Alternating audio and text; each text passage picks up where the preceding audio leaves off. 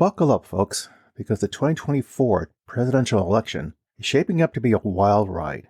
Forget choose your fighter. This year, it's choose your poison, with Biden and Trump leading the way. But nobody actually wants either one of these guys. But wait, there's more. Enter the double haters, those fed-up folks yearning for something different. Welcome to That's Life, I Swear. This podcast is about life's happenings in the world that conjure up such words as intriguing, frightening, life-changing, inspiring, and more. I'm Rick Barron, your host. There's a saying, it's the little things that matter. Occasionally, I stumble upon captivating news snippets, charming anecdotes, or lesser-known historical gems as I dive into my research for upcoming episodes. Despite their brevity, these nuggets of information convey meaningful messages about life. I strongly believe in the significance of appreciating the small things, and I'm excited to periodically share these brief segments with you. My hope is that you'll glean something valuable from each episode, no matter how modest it may be. That said, here's the rest of this story. So here's the dilemma. Voters are throwing shade at our main stars, leaving a wide open door for third-party candidates. From the anti-vax crusader Robert F. Kennedy Jr. to socialist scholar Cornel West, the options are as diverse as a dollar menu at a fusion food court. And then there's no labels, this mysterious moderate mashup promising a bipartisan dream team. Now you may wonder, what's the threat?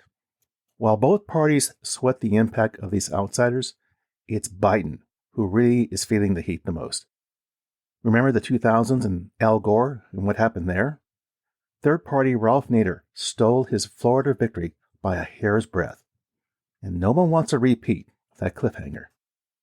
Historically, no third-party candidate has ever won a presidential election, but several have succeeded in tipping the balance. Here's a few examples.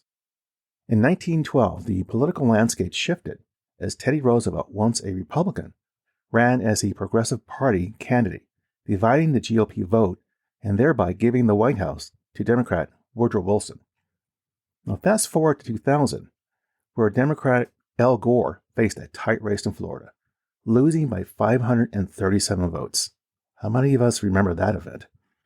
This narrow margin was influenced, some argue, by Green candidate Ralph Nader, who collected over 97,000 votes in the state of Florida. Then, in the pivotal year of 2016, Hillary Clinton experienced setbacks in key states. The votes Jill Stein, the Green Party candidate, collected in Michigan, Wisconsin, and Pennsylvania played a role, with Clinton falling short of a small margin than Jill Stein's tally in those key states. A snapshot of the current political landscape reveals intriguing numbers.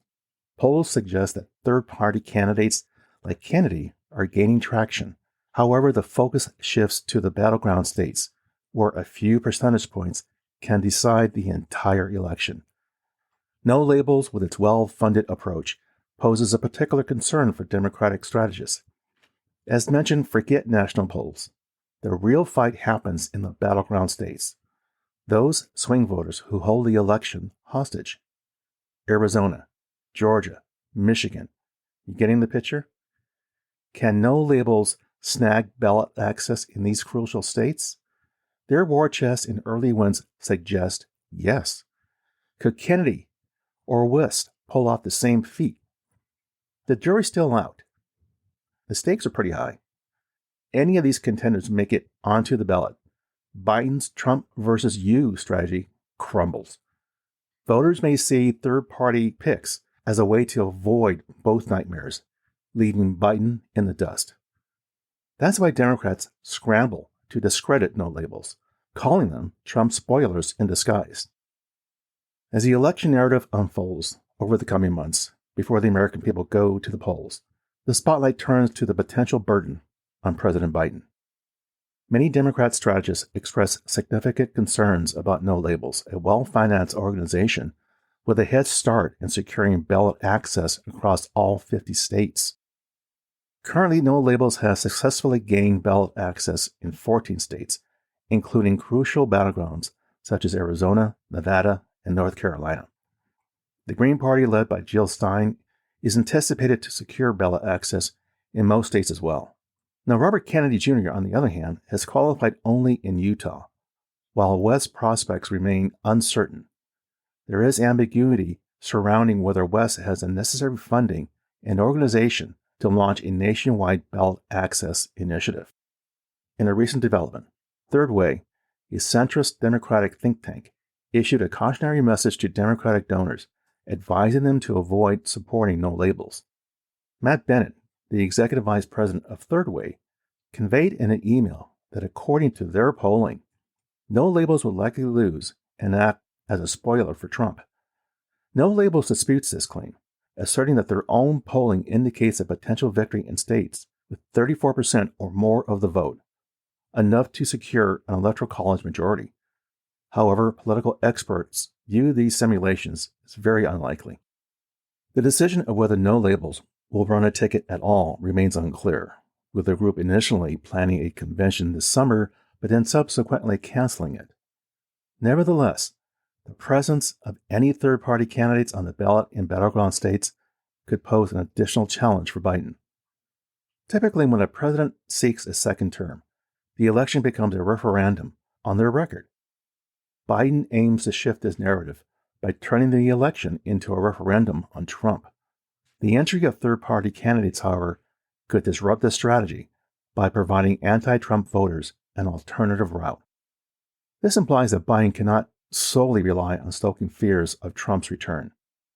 Instead, he must build a compelling case that the third-party option is merely another way of electing Trump. On a side note, former New Jersey Governor Chris Christie announced on January 10th that he was ending his campaign for the 2024 Republican presidential nomination. Apparently, it didn't take long for the rumors to begin.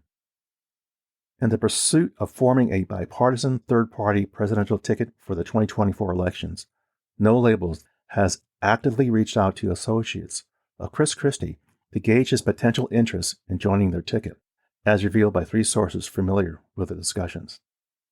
Maria Camella, Christie's campaign manager, stated that neither the governor nor anyone from the campaign has engaged in conversations with No Labels. When asked about Christie's willingness to consider the idea, Maria mentioned that she had not discussed it with him, emphasizing Christie's commitment that he was not going away. A source familiar with the situation highlighted Christie's widespread name recognition, his track record, and willingness to confront former President Donald Trump. The source emphasized the need for someone unafraid to take decisive action, stating that No Labels requires a candidate who is willing to take on Trump. So what's the verdict here? Will 2024 be a 2-horse race or a chaotic 6-way brawl? Will third-party picks be saviors or spoilers? Folks, the political circus is just getting warmed up. What can we learn from this story? What's the takeaway? When a president runs for a second term, the election is normally a referendum on his record. Biden hopes to flip that script and win by turning the election into a referendum on Trump. Third-party candidates could disrupt that by offering anti-Trump voters an escape route. Well, there you go, my friends. That's life, I swear. For further information regarding the material covered in this episode, I invite you to visit my website, which you can find on either Apple Podcasts or Google Podcasts, for show notes calling out key pieces of content mentioned in the episode transcript. As always, I thank you for listening and your interest. Be sure to subscribe here or wherever you get your podcasts so you don't miss an episode. See you soon.